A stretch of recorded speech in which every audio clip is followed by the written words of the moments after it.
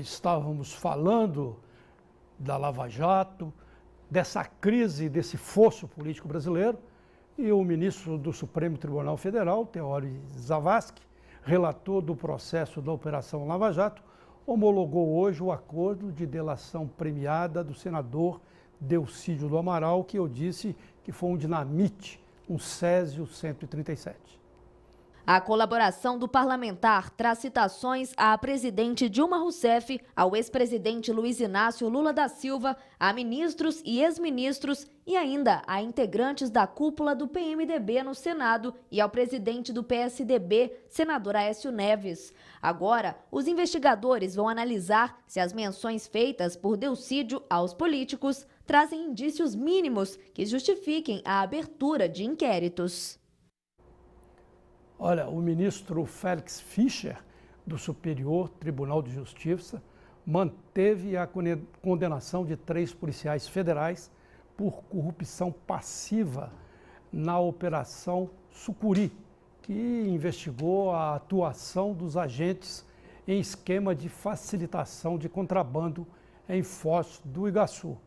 O julgamento do recurso especial ocorreu ontem. Entre os condenados está aquele famoso japonês da Federal, que durante a Operação Lava Jato ficou muito conhecido. Newton Ishii foi preso em março de 2003 durante a Operação Sucuri. Ele, outros 22 agentes da Polícia Federal, 7 auditores da Receita Federal e 3 policiais rodoviários federais montaram uma falsa blitz para liberar carregamentos de produtos contrabandeados na fronteira do Paraná com o Paraguai. Condenado em primeira instância em 2009, Ishii manteve-se no cargo enquanto seu recurso não era julgado. O japonês chegou a ser afastado dos serviços pela própria Polícia Federal, sem prejuízo em seus vencimentos, mas o Tribunal de Contas da União determinou seu retorno ao trabalho. Com essa polêmica toda da Lava Jato, do governo, da possível entrada, ou quase certa entrada de Lula no governo, vamos conversar agora com Adriano Gianturco, que é italiano, está há 5 anos no Brasil e é cientista político e professor do Departamento de Relações Internacionais do IBMEC. Adriano, boa noite, prazer em recebê-lo aqui. Obrigado pelo convite. Obrigado pela sua presença. Nós estamos aqui falando essa noite, que é uma noite de muita polêmica. Aliás, na crise política brasileira, todo dia é dia de muita polêmica, né? Não tem dia que não tem uma bomba estourando. E hoje a gente tem esses dois lados que eu queria que você analisasse. Primeiro, que a entrada de Lula como ministro-chefe da Secretaria de Governo, no lugar de Ricardo Berzoini. Já foi confirmado por uma rede de TV há pouco, não sei se já tem a confirmação oficial. Do outro lado, foi a homologação da delação de Delcídio do Amaral, que foi uma verdadeira metralhadora, disparou bala para todo lado. A palavra com o cientista político. Sim, está até ficando difícil ficar atualizado sobre todos os eventos do dia a dia e trabalhar ao mesmo tempo. Só se eu trabalhar aqui com o computador, aqui com... Tem muita coisa por aí acontecendo. Então, com certeza a questão do Lula aceitar o cargo, agora vamos ver se está sendo confirmado nesses momentos. Já foi dado pela Globo News e outros veículos. É uma questão muito importante, obviamente. A primeira impressão que todo mundo tem, obviamente, é que a intenção seja resguardar, né, e salvaguardar o Lula da investigação judiciária. Fazer uma blindagem uma blindagem para o Lula.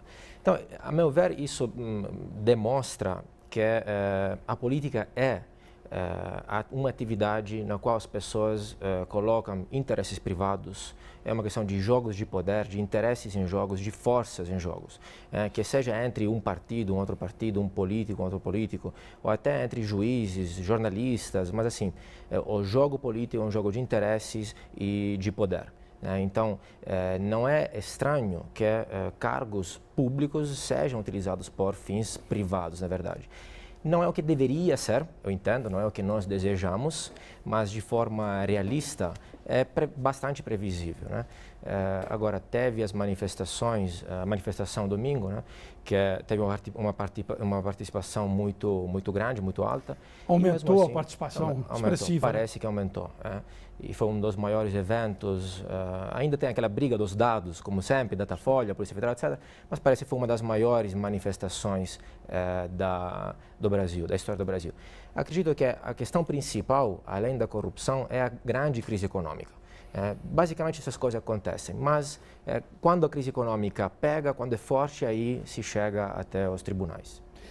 O fomento, então, seria essa recessão, né? Inclusive, nós estamos batendo neste ano, terceiro ano seguidos de recessão, em 8,7% de queda da economia, que seria, do tempo medido, a maior da história do país. Você acha que o foco maior é a economia que provoca a crise? Sim, não, a faísca, né, que leva as pessoas a protestar também, a economia faz parte, a crise faz parte. Eu vi algumas pesquisas do Instituto Paraná, que fez uma pesquisa de opinião na Paulista, em São Paulo, e parece que a maioria das pessoas, por exemplo, perdeu o emprego, está desempregada nos últimos um ano, 12, alguns meses por aí. Então, com certeza, é o que faz aceitar menos tudo isso, né? Enquanto nós estamos apertando o cinto, talvez enxergar alguns assim, atos diferentes em Brasília indignam muito mais. Agora, essa metralhadora, essa TNT, que é essa delação premiada de Delcídio do Amaral, sobram muito poucos institutos políticos, partidos e personalidades aqui no país que não esteja sendo atingido por delações. Você acha, qual que vai ser o resultado disso tudo? Dilma cai? Qual que é a sua opinião, até como um observador que veio de fora da política brasileira? Dilma cai? Será que há um abraço do afogado junto com Lula? Ou se Lula fortalece o governo e ela permanece? E todo mundo envolvido nisso, analisa, por favor. Uma das consequências pode ser que Lula fortalece o governo, talvez consiga manter o PMDB dentro do governo, né? Na minha visão, eu aposto que Dilma cai. Não adianta muito Lula aceitar este cargo, não. Acho que tem poucos meses de vida o governo. O PSB já saiu. Está nos estertores, no seu entender, nos estertores. Acho que o ciclo político acabou. É difícil apoiar o governo, sempre mais, até para a oposição. Mas como uma terceira via, me desculpe te interromper, esse semipresidencialismo, esse parlamentarismo caboclo que estão falando aí... Pois está se falando disso. A meu ver, estas não são soluções sistêmicas. Muda, se você quer semipresidencialismo, presidencialismo, parlamentarismo, essas basicamente são as regras do jogo entre eles. Como nós vamos eleger o presidente e o Congresso, ou o Parlamento, no caso de parlamentarismo. São as regras do jogo entre eles. Agora, isso não se refere às regras do jogo da intervenção, por exemplo, na economia, o tamanho da intervenção, o tamanho da possibilidade de gerar uma crise e de fazer, eventualmente, corrupção. Mas o Michel Temer, por exemplo, se cai Dilma com impeachment, o herdeiro é Michel Temer, também atingido pela Lava Jato. Todo mundo.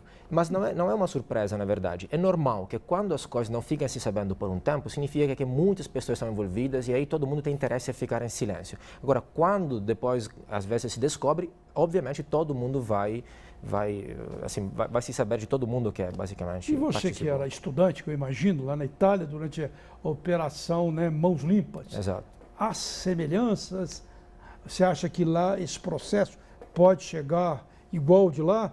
E dizem que depois de todo aquele processo as coisas deram errado lá na Itália. Tem semelhanças, ao ponto que o juiz Moro também se inspira na operação, na investigação Mãos Limpas, Manipulita. E o que aconteceu lá é que basicamente todo o sistema político foi destruído. Nas eleições sucessivas a Mãos Limpas não se apresentou nenhum partido com o mesmo nome e com o mesmo logo. Então foi destruído, as pessoas mudaram, mas as regras do jogo, na verdade, permanecem. As regras que eram mãos sujas, né? De mãos sujas. Exatamente. Eles dizem que a corrupção lá sofisticou-se mais, né? É algo que acontece. Então, uma minha preocupação preso quem tem que ser preso, né? Achados responsáveis. E este é o papel da mídia, da polícia e da justiça. Mas depois, o que nós vamos fazer? Como vamos garantir não cair de novo nos mesmos erros? Tem que ter propostas para mudar o sistema político. Sim. E você acha que caminha como aqui? como vai caminhar? ou como deveria? Só dá uma de futurólogo. Acho que não vai mudar muita coisa. Nós temos um ditado na Itália que se fala, tudo vai mudar para que nada mude. Mas assim, isso aí é verdade, né? No sentido da corrupção e tudo mais. Foi provado lá, inclusive, né? Foi comprovado. Mas aqui eu digo assim, politicamente, o que você acha? Cai Dilma, Sim. ou pelo TSE e nova eleição? Como é que você está É muito complicado prever fenômenos políticos mais que a economia, porque a economia você tem leis da economia, demanda, oferta, equilíbrio, tem tendências. Agora é difícil adivinhar o timing, né, o momento exato. Em política é muito mais difícil porque as decisões são discricionárias dos agentes políticos e envolvem vários agentes políticos. É um jogo complexo. Então a minha previsão sim é que a Dilma vai cair, Lula vai ser preso e Temer vai assumir. Agora depende também, eu sei que o Temer também pode estar lá no meio desta situação política, etc. Mas essa é a minha previsão. Muito bem, agradeço a Adriano Gianturco, italiano, cientista político, que trabalha aqui no Brasil. Muito bem-vindo sempre aqui ao Redação. Obrigado. Boa noite. Obrigado. Boa noite. E o Redação volta logo após um breve intervalo.